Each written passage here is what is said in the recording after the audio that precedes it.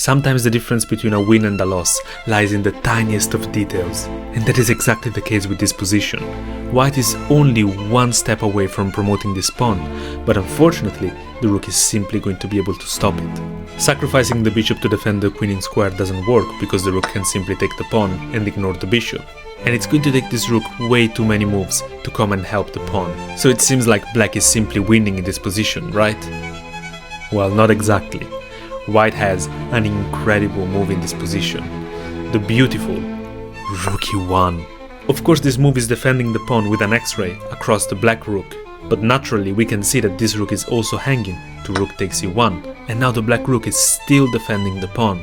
But believe it or not, finding the sacrifice with rook e1 was not the hardest part of this position. Because now some of you might think that the idea is to go f3 check, force the king to move, and then play bishop e4, and cut the communication of the rook with the pawn, allowing us to promote on the next move.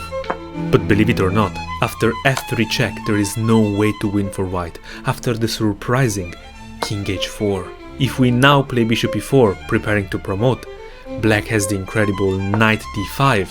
We get a queen, and it seems like we're completely winning, but there is a surprise coming with knight to f4 check. Now it's white that needs to be careful, because after king f2 we are actually losing to knight d3 check. This is almost checkmate around this king, meaning that we have to take the knight. And now, after this check, we're also going to lose the queen and the game. And if the king goes to h2, now at the very least black has a perpetual check with the rook, and there is going to be no way to make any progress. So if we go back to this position, believe it or not, the only way to win this for white is to change the order of the moves and play bishop to e4 first, sacrificing the bishop completely. But of course, if this bishop is taken, now we're going to be able to follow up with f3, with a fork.